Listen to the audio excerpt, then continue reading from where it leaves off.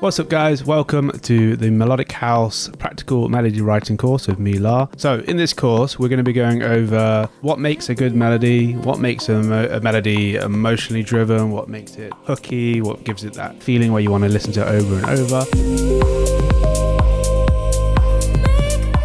So first off, what makes a good melody? So just a general summary, usually it's emotionally driven, especially in melodic house, groove based, so it's going to have some kind of timing to it, some syncopation, something like that, and then tension and release. So here I have a little example.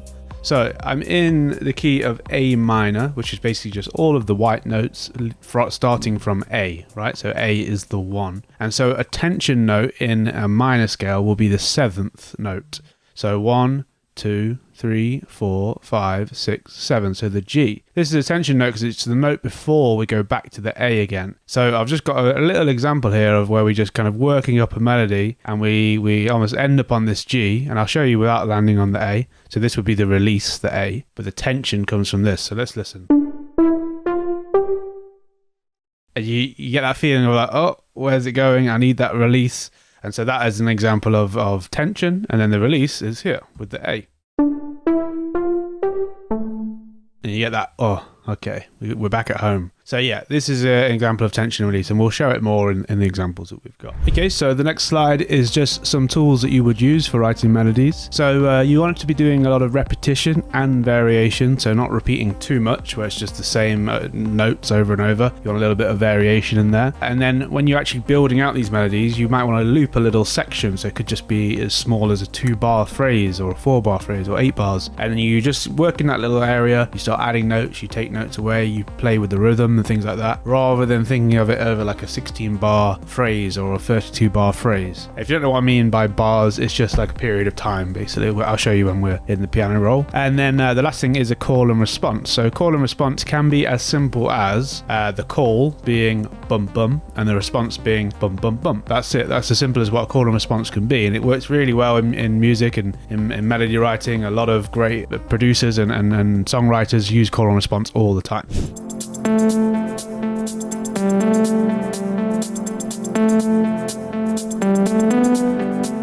Okay, so some of the tools you might use for writing melodies would be thinking about the shape of the melody and the direction. So if you're constantly going up with your melody, then it will feel very optimistic and happy. If you're going down, it'll feel melancholic and sad. And if you're going a bit in between, it will feel probably a little bit in between, a little bit complex, I guess. So yeah, it's good to think about that kind of thing because it will really change the way that your melody is perceived. The next thing is a little technique called a tri-loop twist. So I'm going to show you an example of this. So we have a simple melody. Let's just play it.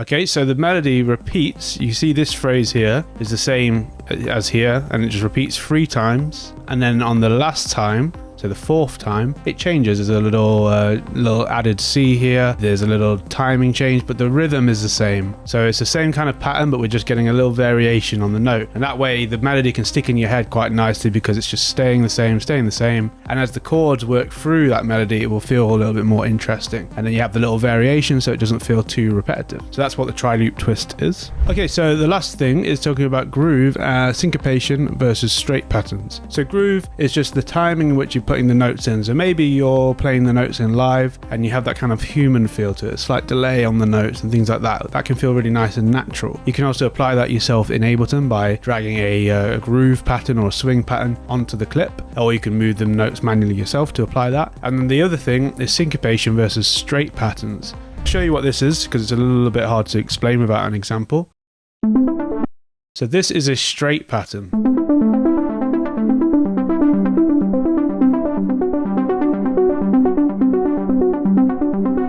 Okay, why is this a straight pattern? It's because it's playing every single 16th note. So all of the notes being played the same. There's not really an emphasis on certain notes. And we're starting on the 1 here, and then it just repeats over the same and say like all the way through. So that's what would classify it as a straight pattern. So let's now have a look at a syncopated pattern. Okay, so here is an example of a syncopated pattern.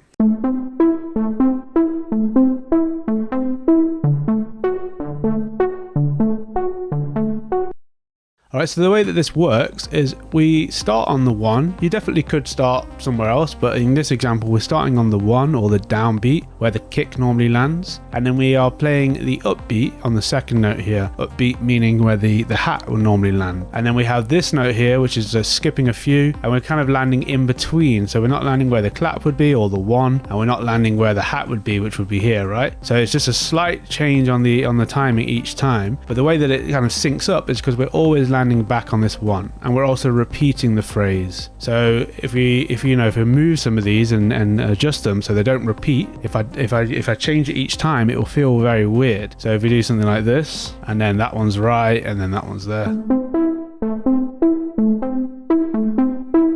And in some cases that could be cool and could work, but the way that it's more effective and kind of sticks in your head is if you keep it the same and you repeat it like this.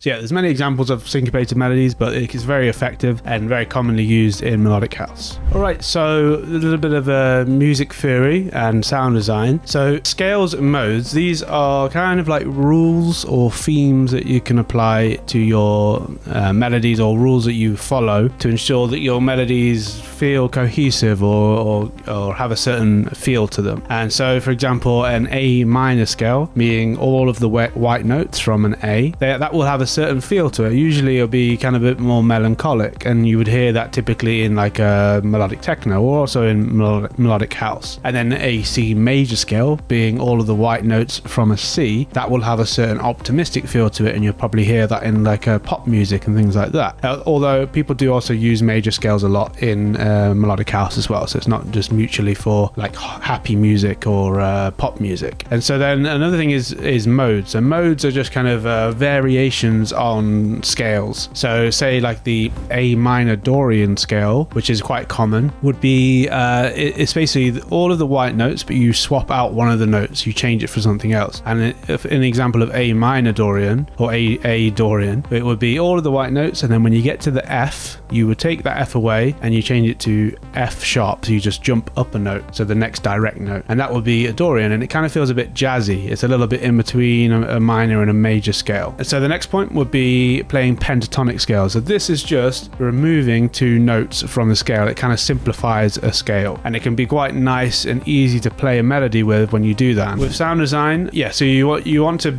make sure that the sound that you're using is nice, and you have a certain great timbre with it. Maybe it's if you want to play something that is a bit more sustained, it has that within the sound design. Something that's a bit plucky or aggressive, you need to have that built into the sound design. Also having the sound play with velocity and note and reacting to the notes that you're playing. So if you're going up and down, maybe you have the synth reacting to that. Automation is another thing. If you're having maybe a simple melody throughout your track, you want to keep it alive with automation. So you're playing with the ADSR, playing with the cutoff filter, pitch bending, all that kind of stuff to keep that melody nice and interesting. The last thing is just some Ableton tips or DAW tips. So you want to be using some MIDI clip envelopes. So this is just things within inside the MIDI clip, such as like pitch bending or velocity, or there's many different things, gain automation and stuff like that. Arpeggiators, so there's an arpeggiator built into the MIDI clip in Ableton 12, but you can also drag in a MIDI effect into Ableton. So you could drag an arpeggiator from the side. Also like velocity modulation you can drag in as well. So they will just be things that will build you an arpeggiator for you. So you can just play a single note and then it will arpeggiate for you. And then scale effects, I use it a lot. So this is just so it collapses the scale down, so you can't play other notes that are on the keyboard. You can just play the notes within your scale, so it all feels harmonically pleasing. And then MIDI generators, so these are just things that generate the melodies for you. This is more with Ableton 12, that they've got this built into the MIDI clip, and you can just generate these little stems of ideas, and then you can maybe build your melodies from that. So yeah, hope it was helpful. If it was, let us know. Peace.